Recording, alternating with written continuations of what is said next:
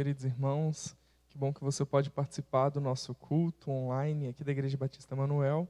Mais um domingo em que, mesmo distantes, mesmo separados, nós podemos juntos cultuar ao Senhor. Peço que você, nesse momento, compartilhe esse link com seus familiares, amigos, seus contatos, para que mais pessoas sejam alcançadas com essa mensagem do Evangelho. E nós estamos, esse mês, estudando sobre o livro de Atos, que fala um pouco mais sobre como o Evangelho transformou a vida daqueles homens e pode transformar a vida de cada um de nós e também das pessoas que conhecemos hoje. Quero que você encontre uma posição, um lugar confortável, para que você assista esse culto, para que você participe e, de fato, cante junto, procure os versículos, ore e medite na palavra do Senhor. Para começar esse culto, quero convidar você a abrir em Romanos 1, nós vamos ler do verso 16 até o verso 17. Eu vou ler na Almeida Revista Atualizada, o texto de Romanos 1, o verso 16 e o verso 17, que diz o seguinte: Pois não me envergonho do Evangelho, porque é o poder de Deus para a salvação de todo aquele que crê, primeiro do judeu e também do grego, visto que a justiça de Deus se revela no Evangelho, de fé em fé, como está escrito, o justo viverá por fé. Nós temos uma grande responsabilidade, nós que conhecemos ao Senhor, nós que conhecemos esse Evangelho que transforma a nossa vida, e nós não podemos nos envergonhar, pelo contrário, devemos viver de fé em fé, para que nós possamos demonstrar isso a outras pessoas, que elas podem ter a sua vida transformada. Vamos orar? Feche seus olhos, abaixe sua cabeça e tenha esse momento de concentração e em reverência para orarmos ao nosso Senhor. Senhor Jesus, nós queremos te pedir que o Senhor fale ao nosso coração nesse culto. Nós agradecemos porque, mesmo distantes nessa noite, nós podemos ainda assim cultuarmos juntos ao Senhor, nós podemos nos reunir como igreja e entender mais sobre a Tua Palavra. Obrigado, porque o Teu Evangelho é esse poder que transforma as nossas vidas e que nós podemos alcançar mais pessoas com Ele. Recebe o nosso louvor, a nossa adoração e que o Senhor fale conosco nessa noite. Assim nós oramos em nome de Jesus. Amém. Nós vamos ter agora um momento de cântico e você cante na sua casa, bata palma, participe junto ativamente, porque nós vamos louvar ao nosso Deus.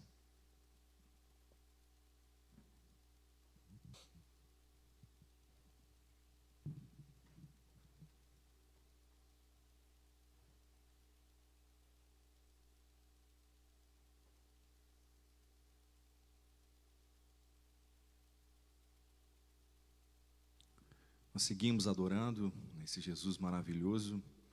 Nós queremos fazer isso não só com cânticos, mas também com a nossa vida. Tua graça nos alcançou.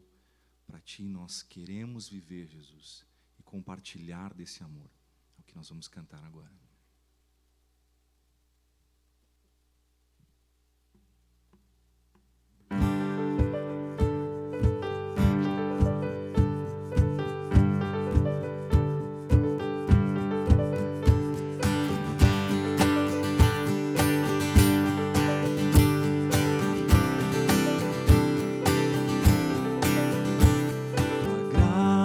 Me alcançou, pra Ti quero viver, compartilhar do Teu grande amor. O que podemos ser na vida de alguém depende tão somente de nós.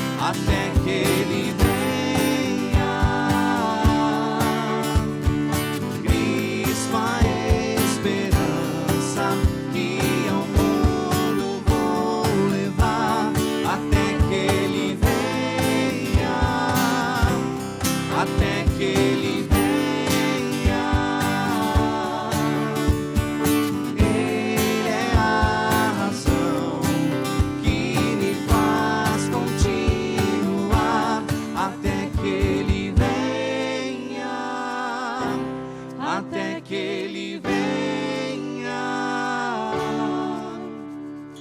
Cristo, a esperança que ao mundo vou levar, até que Ele venha, até que Ele venha. Ele é a razão que me faz continuar.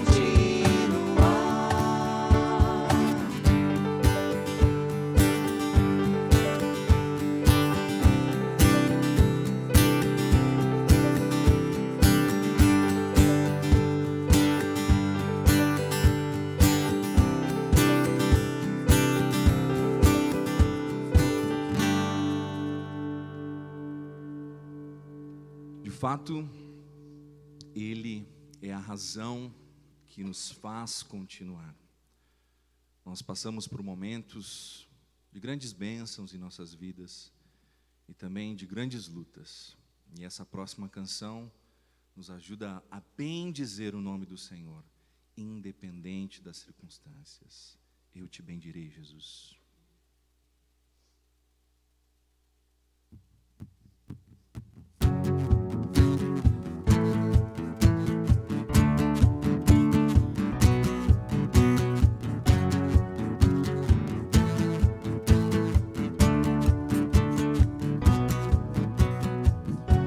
Eu te bendirei quando tuas bênçãos eu provar, quando o teu rio me saciar, eu te bendirei. Eu te bendirei quando no deserto estiver, quando a solidão me envolver, eu te bendirei. Pelas bênçãos recebidas te dou louvor. Quando as trevas me cercarem, cantar eu vou. Eu te bendirei, ó Senhor, eu te bendirei. Eu te bendirei, ó Senhor, teu glorioso nome bendirei. Eu te bendirei quando a luz do sol brilhar em mim, quando tudo certo estiver, eu te bendirei. Eu te bendirei num caminho de aflição, se a dor tomar meu coração, eu te bendirei. Pelas bênçãos recebidas te dou louvor. Quando as trevas me cercarem, cantar eu vou. Eu te bendirei, ó Senhor, eu te bendirei. Eu te bendirei, ó Senhor, teu glorioso nome bendirei. Eu te bendirei, ó Senhor, eu te bendirei. Eu te bendirei, ó Senhor, teu glorioso nome bendirei. Ó soberano Deus, em ti confiarei. Tu és o meu Senhor, teu nome bendirei. Ó soberano Deus, em ti confiarei. Tu és o meu Senhor, teu nome bendirei. Eu te bendirei, ó Senhor, eu te bendirei. Eu te bendirei, ó Senhor.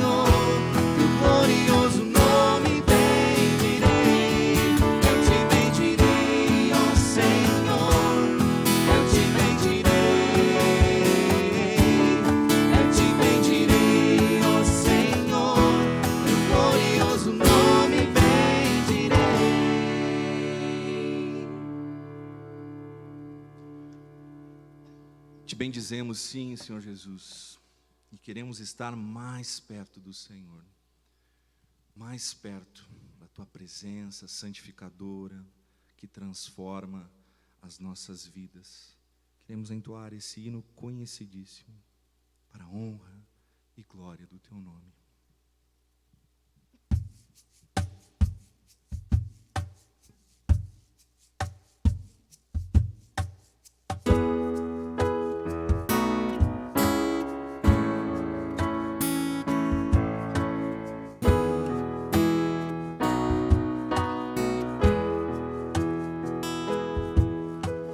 Mais perto quero estar.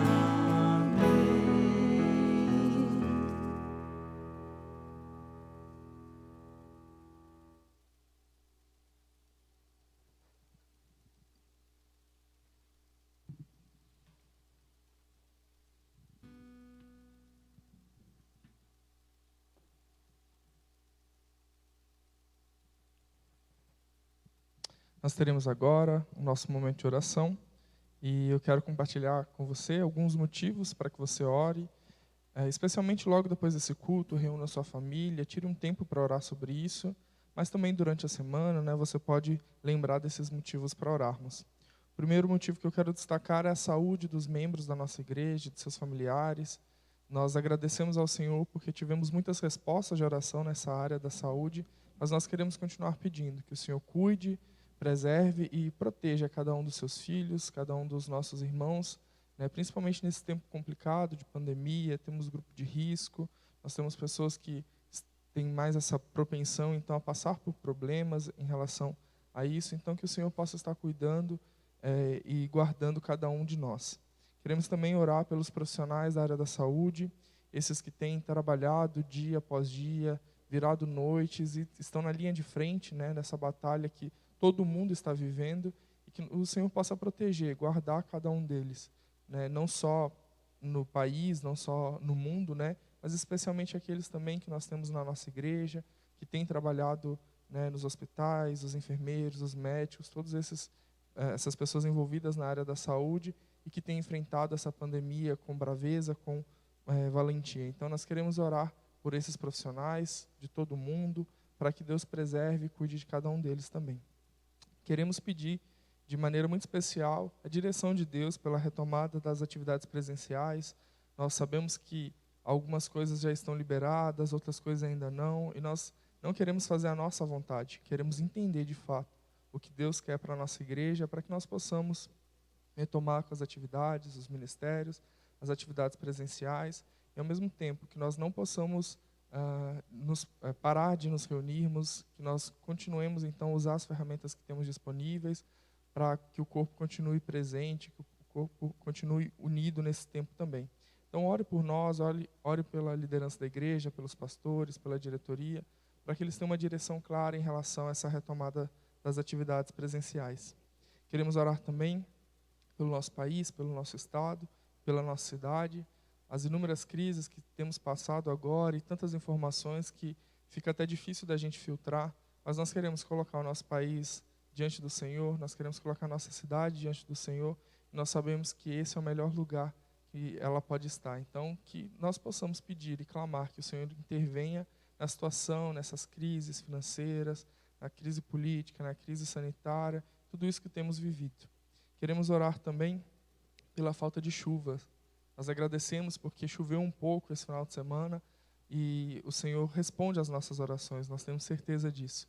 Mas nós queremos pedir que caia mais chuva, que caia mais água sobre essa terra. Estamos passando por um momento histórico de seca, de estiagem, e muitas pessoas estão sendo afetadas por isso. Então vamos pedir por chuva, nós temos a certeza também que o Senhor responde à nossa oração. E mesmo quando a resposta não é aquela que a gente espera ou que a gente pretende, o Senhor ainda nos ensina, Ele tem um propósito para cada uma das coisas. Queremos orar também pelo projeto do Bom Samaritano. A igreja destina uma verba do seu caixa para ajudar famílias necessitadas, para ajudar pessoas que estão passando por alguma dificuldade ou pessoas carentes. E tem muitos irmãos também contribuindo para esse projeto do Bom Samaritano. Se você quer mais informações sobre como participar disso, tem no boletim da igreja explicando como isso funciona. Nós já ajudamos algumas famílias nesse período e nós queremos continuar ajudando mais, queremos continuar servindo essas pessoas que estão passando por necessidades durante esse período. Então louvamos a Deus porque Ele nos dá essa oportunidade de ajudarmos o próximo e também louvamos a igreja que tem participado disso. Queremos orar também agradecendo pelo sustento da nossa igreja, que não tem faltado. Mesmo nesses momentos difíceis, o Senhor continua sendo fiel e através da vida dos nossos irmãos que têm participado fielmente também com seus dízimos e com suas ofertas. Se você é membro da nossa igreja, você então tem essas informações no boletim, nós colocamos também na tela o número da agência e da conta da igreja para que você possa fazer o seu depósito, enviar o comprovante para a secretaria. Mas se você não é membro da nossa igreja, não se sinta constrangido. Essa é uma prática da igreja e nós sabemos que Deus reconhece isso também. Tenho certeza que você tem mais motivos no seu coração, pedidos, motivos de agradecimento, coisas que você quer colocar diante do Senhor. Vá com esse mesmo espírito orar ao Senhor, levar tudo isso diante de Deus, que eu tenho certeza também que Ele atende às nossas orações. Eu vou orar neste momento e depois desse culto você tira um tempo especial para orar por esses motivos e outros que vocês têm em família e continuando durante a semana também a nos lembrarmos desses motivos. Vamos orar? Senhor Jesus, nós queremos, Pai, pedir que o Senhor continue cuidando e protegendo dos nossos membros, dos familiares, da nossa igreja, que o Senhor cuide, Pai, dessa área da saúde, que é uma área tão complicada, principalmente nesse período que estamos vivendo. Mas nós temos a certeza de que o Senhor atende a nossa oração, o Senhor nos escuta. Queremos agradecer, Pai, pela vida de todos os profissionais da saúde, enfermeiros, médicos, todas as pessoas que estão envolvidas pelo combate dessa pandemia do coronavírus. E nós queremos, Pai, que o Senhor proteja, cuide e preserve a cada um deles também. Nós temos irmãos da nossa igreja que trabalham nessa área, que o Senhor possa cuidar de cada um deles, mas no país e também no mundo afora tem muitos filhos teus que estão lutando contra isso. Nós pedimos que o Senhor esteja com eles, Pai. Nós oramos também pela retomada das atividades presenciais da nossa igreja. Nós sabemos que queremos cumprir somente a Tua vontade, não queremos tomar uma decisão humana, e por isso, Pai, nós pedimos discernimento, sabedoria para a liderança da igreja, para que nós possamos fazer isso conforme o Teu querer. Nós oramos também, Pai, pelo nosso país, oramos pelo nosso estado, oramos pela nossa cidade, pelas inúmeras crises que temos vivido, e nós pedimos, Pai, que o Senhor intervenha nessas situações, porque o Senhor pode fazer todas as coisas, Pai. Nós pedimos também pela chuva, agradecemos pela chuva que caiu, mas, Senhor, muitas pessoas têm sido afetadas pela falta de chuva, pela seca. Nós pedimos, Pai, que o Senhor derrame chuva sobre essa terra e que também, Pai, coloque no nosso coração o entendimento do propósito para cada uma dessas coisas. Nós, Pai, também queremos agradecer pela ajuda que temos dado aos necessitados. Isso só acontece porque o Senhor continua nos sustentando. Isso só acontece porque temos irmãos ainda com o coração alegre em poder ajudar, em poder participar desse projeto Bom Samaritano, e que o Senhor nos dê sensibilidade para enxergar as necessidades dos outros, das pessoas da nossa cidade, das pessoas que estão ao nosso redor, que estão precisando de alguma coisa. Também agradecemos pelos dízimos e pelas ofertas que têm sido entregues, que têm sido devolvidas ao Senhor. Muito obrigado, porque o Senhor não tem deixado faltar nada. Senhor, nós queremos levar tudo isso diante do Senhor e também aquilo que há no nosso coração, com a certeza de que o Senhor escuta e responde a nossa oração. Assim oramos em nome de Jesus. Amém. Amém. Nós vamos cantar ainda, continue cantando juntos, se envolvendo e participando desse culto.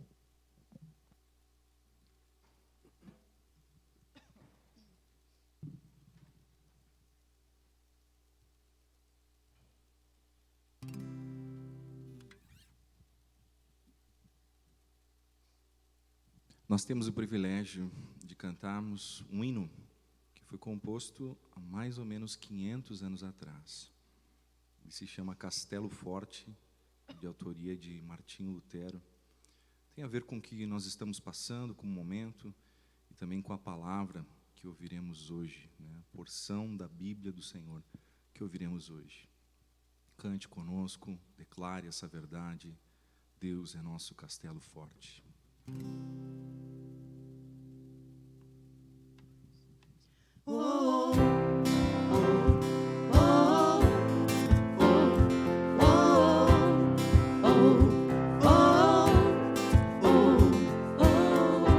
Castelo forte é o nosso Deus,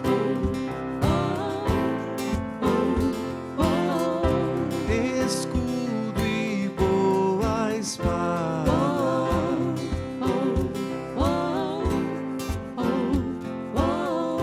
com seu poder defende os seus.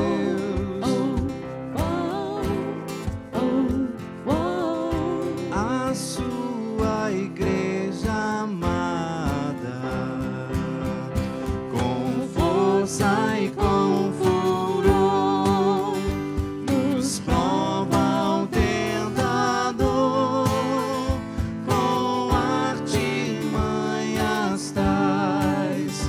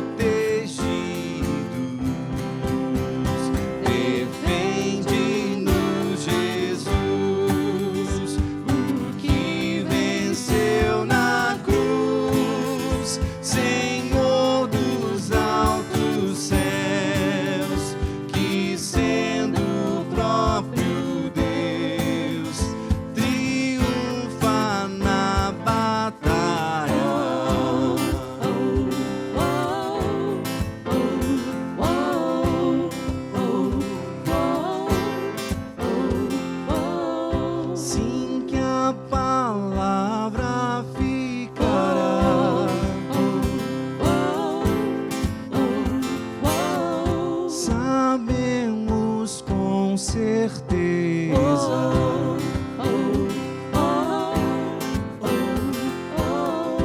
Pois ela nos ajudará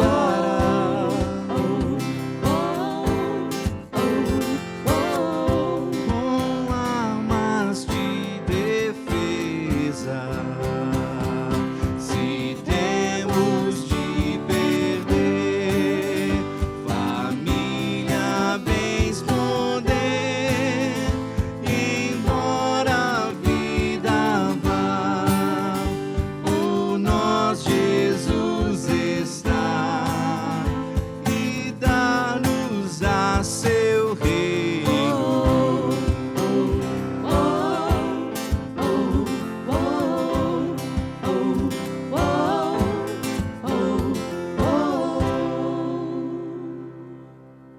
Amém.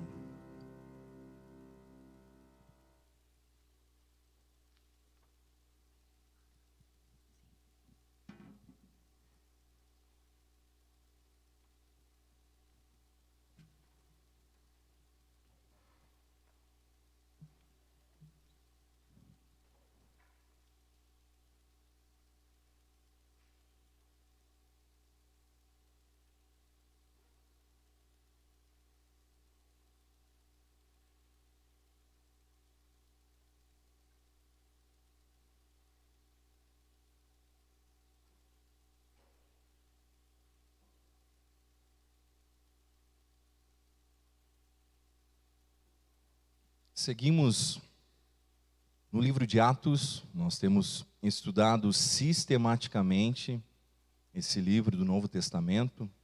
Você tem os 4 evangelhos e, na sequência, o livro de Atos. O livro de Atos que conta a história da igreja, os atos dos apóstolos, né, os atos do Espírito Santo, os atos de Jesus ressurreto através da vida das pessoas que compuseram então ali a igreja primitiva, o início da igreja. E nós já adentramos o capítulo 5 de Atos, né? Estava comentando essa semana com o pastor André que já sabia o texto que eu não gostaria de pregar, que é sobre Ananias e Safira, que por sinal se tornou o texto do nosso estudo, né, caseiro. Temos feito aí estudos caseiros, né, para que você também possa acompanhar durante a semana aqueles textos que nós não pregamos de púlpito aqui, então, para não perder nada do capítulo 5 de Atos. Quero lembrar que a igreja vem crescendo, muitos sinais e maravilhas são realizados, e a gente vê, por exemplo, algumas coisas interessantes já acontecendo no capítulo 5, a partir do verso 12 ali. A gente vê a identificação, né, dos cristãos que começam a se reunir, então, no pátio do templo. Nós vemos também que eles estavam sendo observados. Muitos não tinham audácia de fazer parte daquele grupo, mas muitas pessoas os tinham em alta estima. Nós olhamos também para essa porção da Bíblia e vemos também o crescimento numérico. Mais e mais pessoas eram acrescentadas, então, e criam no Senhor. E olhamos para algo bem interessante. O pastor André comentou aqui também sobre o nosso projeto Bom Samaritano. Nós olhamos que o atendimento da sociedade marginalizada tem origem aqui também, na igreja primitiva. Olha só que interessante.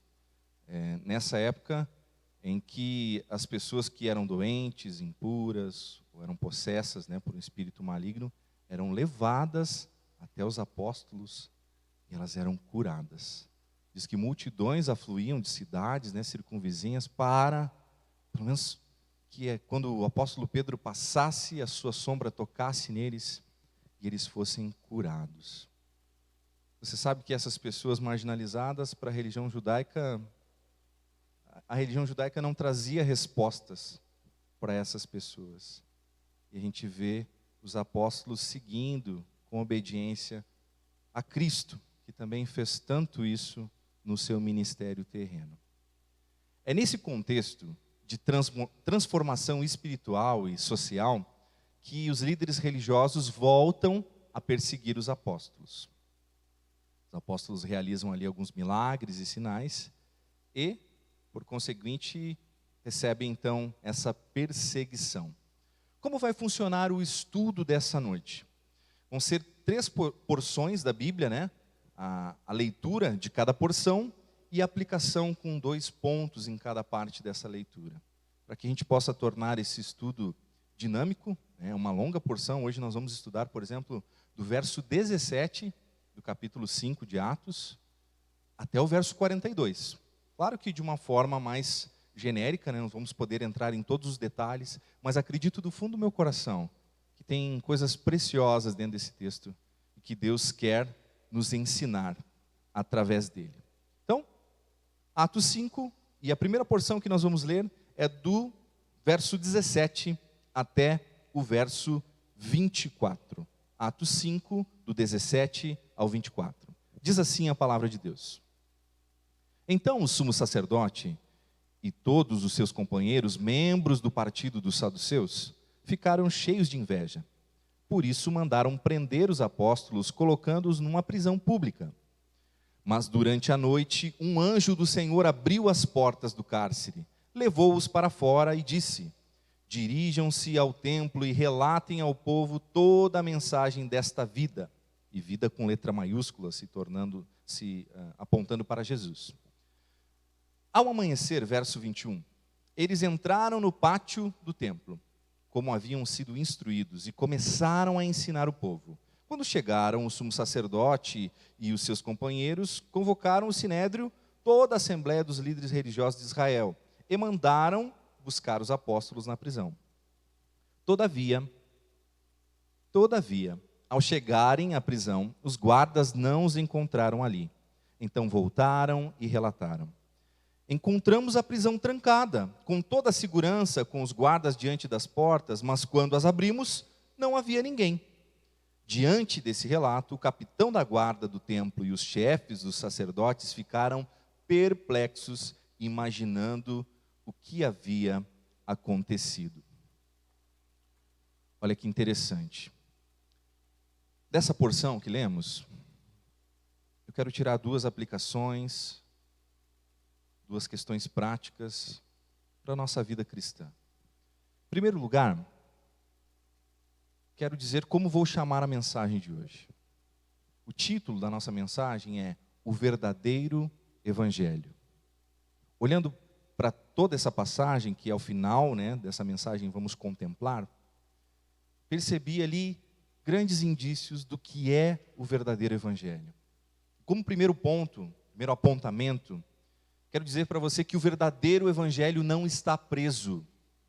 O verdadeiro Evangelho não está preso. O verdadeiro Evangelho não está acorrentado, chaveado ou preso em grilhões. Em Atos 5, nessa passagem que lemos, Deus manda um anjo para libertar os apóstolos. Nas prisões de Paulo, Deus permitiu que ele produzisse conteúdos de muitas cartas e utilizasse os seus colaboradores para transportá-las e difundi-las pelo mundo conhecido da época. 2 Timóteo, capítulo 2, versos 8 e 9, vamos relembrar o que Paulo diz: eu estou preso em correntes, em cadeias, mas o Evangelho não está preso. O Evangelho está livre. Hoje, na atualidade, no tempo em que vivemos, Deus tem utilizado a criatividade e a boa tecnologia para que o Evangelho siga livre. Às vezes nós dizemos: mas agora eu estou em casa, Daniel, como que o Evangelho está livre se eu estou preso? Porque Deus nos deu condições de continuarmos anunciando. Sabe o seu WhatsApp? Ele é instrumento de bênção para alcançar outras pessoas. O seu Facebook, o seu Instagram, qualquer outra rede social que você utilize. Lembre disso. Essas redes sociais têm sido instrumento de bênção? Um instrumento de maldição. Onde, em vez de nós anunciarmos ali o Evangelho, nós somos mal vistos pelas pessoas. Você quer que o Evangelho continue livre? Faça como os apóstolos. É por obediência e ousadia deles, daqueles que creem. A nossa obediência, a nossa ousadia. Precisamos continuar a realizar isso. Você entende onde eu quero chegar? Mesmo que estejamos presos por uma pandemia, pelo isolamento, o Evangelho, o verdadeiro Evangelho, não está preso. É dentro dessa porção também que eu encontro uma segunda aplicação, uma segunda indicação. Com essa questão de um anjo que vem e liberta os apóstolos. E aí você fica pensando, como ele entrou lá dentro, né? E lembrando dos anjos como seres espirituais, tudo bem, entrou lá, né? Mas e como tirou os apóstolos, né? Pessoas feitas de carne e osso como eu e você? Camarada, aqui onde eu vejo o funcionamento do teletransporte divino, né? O anjo entrou lá e teletransportou aquelas pessoas para fora da prisão. Olha só que coisa espantosa. Sabe aquilo que você vê no filme? Sabe aquilo que você assistia lá nos Jetsons, né? Nos desenhos das antigas? Está aqui, ó. Teletransporte angelical. E o que eles fizeram com isso? Utilizaram esse teletransporte para seguir anunciando. O anjo veio e deu uma ordem específica: voltem ao pátio do templo e contem para as pessoas tudo sobre esta vida. E a vida no texto, como eu falei, aparece em letra maiúscula. A vida significa Jesus. Sobre essa experiência sobrenatural que os apóstolos tiveram, posso te fazer uma pergunta bem sincera? Nós temos experiências com o sobrenatural de Deus? Porque muitas vezes, como batistas, nós ficamos acanhados ao falar sobre isso. É claro que nós entendemos os exageros, o emocionalismo, mas, queridos, nós temos histórias, experiências com Deus no sobrenatural, assim como os apóstolos tiveram. Seguiam ali pregando a palavra e olha o que eles experimentaram. Uma experiência inesquecível. Olha as coisas espantosas que Deus já fez na Bíblia. As histórias bíblicas. Você crê que isso é verdade? Você quer viver um pouco disso? Uma pitada disso em sua vida? Eu quero. Eu já vivi algumas coisas e continuo pedindo para Deus, para que Ele também trabalhe na minha fé, no meu coração, através das coisas sobrenaturais, sem crise nenhuma com isso. Ele quer ainda realizar coisas espantosas. Nessa primeira lição, né, porção da palavra, nós tiramos essas duas lições. O evangelho verdadeiro não está preso. O verdadeiro evangelho continua a provocar coisas espantosas. Quero ler ainda mais uma porção, mais uma perícope, um pedaço aqui, né, da Bíblia Sagrada. Verso 25 do capítulo 5 diz assim: Nesse momento chegou alguém e disse: os homens que os senhores puseram na prisão estão no pátio do templo, ensinando o povo. Estão, então, indo para lá com os guardas. O capitão trouxe os apóstolos, mas sem o uso de força, pois temiam que o povo os apedrejasse. Tendo levado os apóstolos, apresentaram-nos ao sinédrio para serem interrogados pelo sumo sacerdote, que lhes disse: demos ordens expressas a vocês para que não ensinassem neste nome. Todavia vocês encheram Jerusalém com sua doutrina e nos querem tornar culpados do sangue desse homem. Pedro e os outros apóstolos responderam: é preciso obedecer antes a Deus do que aos homens. O Deus de nossos antepassados ressuscitou Jesus, a quem os senhores mataram, suspendendo-o no madeiro. Deus o exaltou, colocando à sua direita como príncipe salvador para dar a Israel arrependimento e perdão de pecados. Nós somos testemunhas dessas coisas, bem como o Espírito Santo, que Deus concedeu aos que lhe obedecem. Olhando para esse texto, para essa porção bíblica, quero garantir a você que o verdadeiro evangelho enfrenta a opressão. É verdade. Nós olhamos aqui nesse texto porque vemos os apóstolos novamente ensinando no pátio do templo, cumprindo ali a ordem angelical, mas a ordem divina acima disso. Eles são trazidos novamente, né, para a presença do sumo sacerdote, que já tinha antes, em Atos 4:18, dado ordens expressas para que eles não pregassem, não ensinassem sobre Jesus. Todavia, os apóstolos tinham enchido Jerusalém com essa doutrina? Nós temos preenchido essa cidade com a doutrina de Jesus? Panambi tem sido preenchida e enchida com o verdadeiro evangelho? Nós somos responsáveis por isso. Está conosco a palavra da verdade, nós podemos anunciá-la. E se o verdadeiro evangelho enfrenta a opressão, nós temos enfrentado alguma opressão por obedecer a Deus? Ou as opressões que nós sofremos são fruto da nossa desobediência, do nosso pecado? Pense bem comigo. As opressões que sofremos são fruto da obediência ou fruto da nossa vida pecaminosa? Outra coisa fantástica que eu encontro nesse texto também é que o verdadeiro evangelho, além de enfrentar a opressão, ou quando enfrenta a opressão, ou enfrentar a opressão, ele mantém o seu testemunho. O verdadeiro evangelho mantém o seu testemunho. Pedro e os apóstolos são postos frente a frente com o sumo sacerdote e o sinédrio, a reunião dos líderes judeus ali. E olha só o que eu destaco dessa parte do texto. Eles não mudam o seu discurso, eles mantêm a sua atitude, mantêm o seu testemunho. Quando nós passamos por dificuldades, não temos a tendência em amenizar o nosso discurso ou até mesmo mudá-lo? Não mantemos a atitude, não mantemos o nosso testemunho. Aqui se diz novamente, é preciso obedecer antes a Deus do que aos homens. E uma coisa que eu acho linda nessa pequena passagem aqui de 29 a 33, é que nós temos aqui o resumo da obra de Cristo. O que Deus fez através de Jesus Cristo. A sua cruz, a sua morte, a sua ressurreição, o arrependimento necessário, o perdão dos pecados, a salvação através de Jesus e a exaltação deste Cristo. É esse testemunho, gente, esse testemunho que causa a fúria daquelas autoridades religiosas que queriam matar os apóstolos. Não mudemos o nosso discurso em meio às dificuldades, em meio à opressão. Precisamos manter isso. Precisamos continuar anunciando.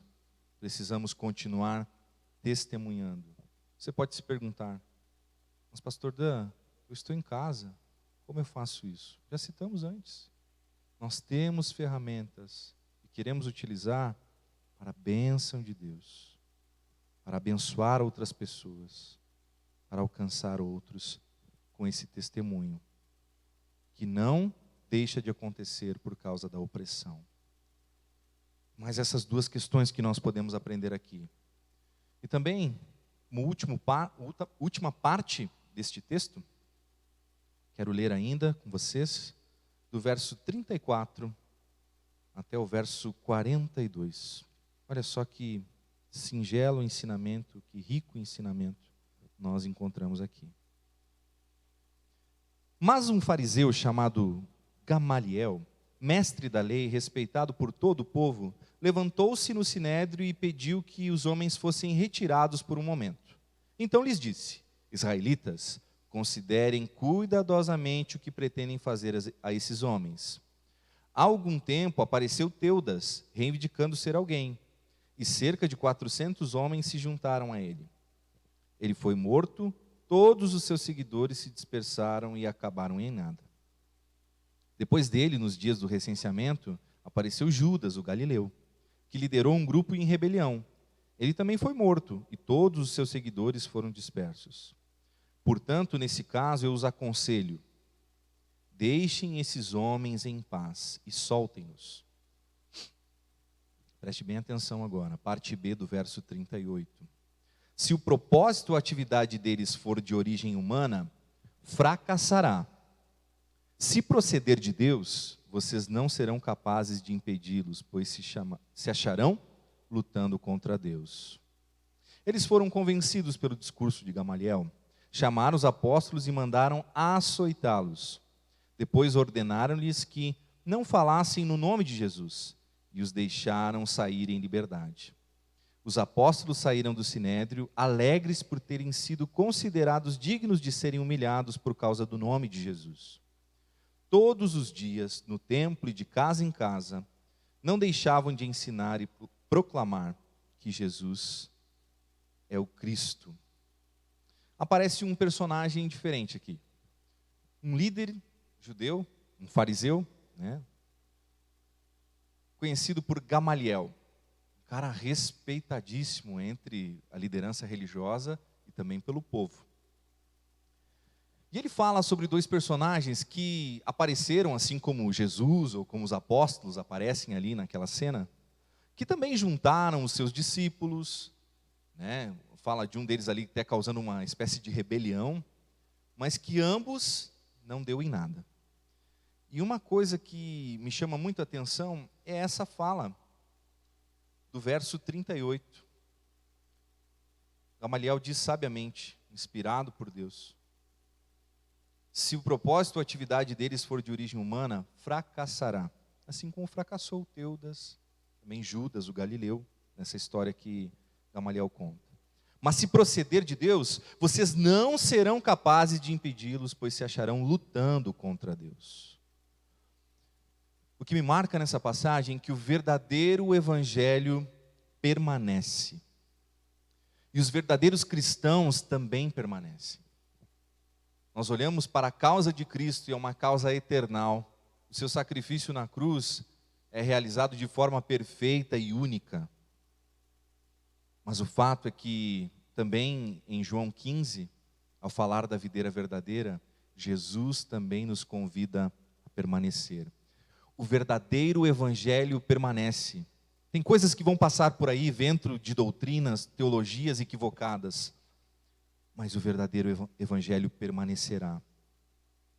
E nós, seguidores de Jesus, temos permanecido nesse evangelho, nessa boa nova? Precisamos realizar isso. Com esse verdadeiro evangelho que permanece, também encontro que o verdadeiro evangelho aponta a missão. Indica o norte, mostra para nós como utilizarmos a nossa bússola espiritual. E pasmem, eles passam por tudo aquilo, realizam a obra de Deus e, como diz o gaúcho, tomam uma tunda de laço. Apanham, são chicoteados, são mandados mais uma vez que não pregassem Jesus. Parafraseando uma das letras de Raul Seixas, aqueles malucos beleza, ainda se alegram por isso, por essa surra e humilhação, por terem sido considerados dignos de serem humilhados por causa do nome de Jesus. O que eles fazem? Choram? Desistem? Se escondem? Não! Seguem o norte da missão cristã. Olha o que eles fazem. Todos os dias no templo e de casa em casa, não deixavam de ensinar e proclamar que Jesus é o Cristo. Eles continuam realizando a missão cristã. Quando olho para esse permanecer e para esse sofrimento que enxergo aqui nos apóstolos, esses discípulos do primeiro século, fico pensando se eles nos conhecessem, se eles olhassem para a nossa vida. Quando ao invés de nos alegrarmos por podermos compartilhar da palavra de Deus e talvez até sofrer um pouco por isso, nós nos encontramos com uma mente doída. Qualquer coisa que nos falem machuca, qualquer coisa nos incomoda. Se recebemos alguma mensagem e não gostamos, logo isso estraga o nosso dia. Veja bem, enquanto essas pessoas se alegravam com o Evangelho, nós não queremos suportar o mínimo sofrimento, o mínimo desgosto. Tudo nos incomoda, tudo é ruim. Que Evangelho é esse, meu povo? Onde nós, por amor ao nosso irmão, não podemos suportar algumas coisas, abdicar de algumas coisas. Se você estivesse no lugar desses apóstolos e apanhasse, talvez choraria: nunca mais vou falar de Jesus, porque eu apanhei. Ou na verdade, nós choramos e deixamos de anunciar por coisas mesquinhas. E Deus quer tratar isso comigo e com você, meus irmãos. Quer fazer essa obra na nossa vida. E quero resumir em 3 pontos essa mensagem, para que você fique com essa memória do verdadeiro evangelho. Pense comigo. O verdadeiro evangelho não está preso e provoca coisas espantosas. O verdadeiro evangelho enfrenta a opressão e mantém o testemunho. E por fim, o verdadeiro evangelho permanece e aponta a missão. Nós temos um chamado, nós queremos continuar anunciando, continuar vivendo o verdadeiro evangelho. Nós queremos glorificar o Senhor Jesus por nos permitir encontrar esse verdadeiro evangelho em sua palavra. Não é a palavra de um pastor ou de alguém da nossa convenção, mas é a Bíblia que nos ensina o verdadeiro evangelho. Eu te convido para cantar mais uma canção conosco antes de encerrarmos o nosso culto.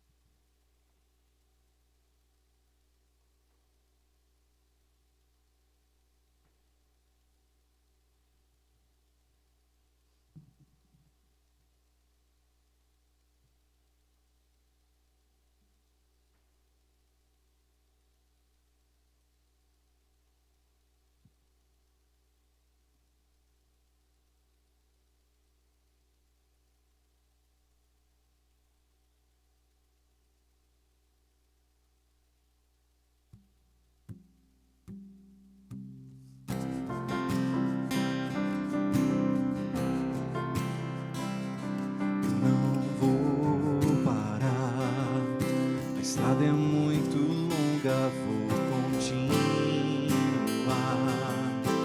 Mesmo em meio às lutas, eu não estou só, te sinto aqui.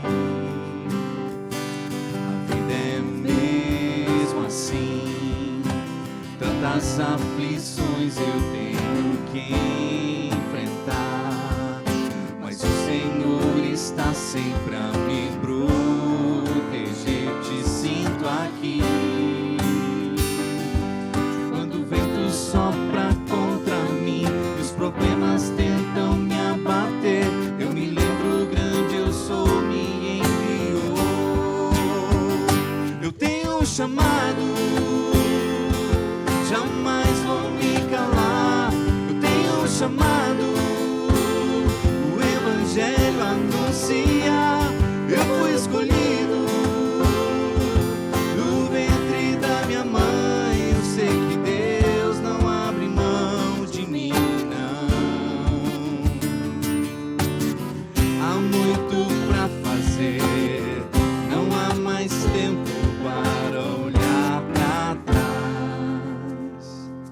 A vida é mesmo assim, tantas aflições eu tenho que enfrentar, mas o Senhor está sempre a me proteger, te sinto aqui. Quando o vento sopra contra mim, os problemas tentam me abater, eu me lembro, grande eu sou, me enviou. Eu tenho um chamado, jamais vou me calar. Eu tenho um chamado, o Evangelho anuncia. Eu fui escolhido no ventre da minha mãe. Eu sei que Deus não abre mão de mim, não. Há muito pra fazer, não há mais tempo pra olhar pra trás. Eu tenho um chamado, jamais vou me calar. Eu tenho um chamado, o Evangelho anuncia. Eu fui escolhido no ventre da minha mãe. Eu sei que Deus não abre mão de mim, não. Eu sei que Deus não abre mão de mim, não. Eu sei que Deus não abre mão de mim, não. Eu tenho um chamado,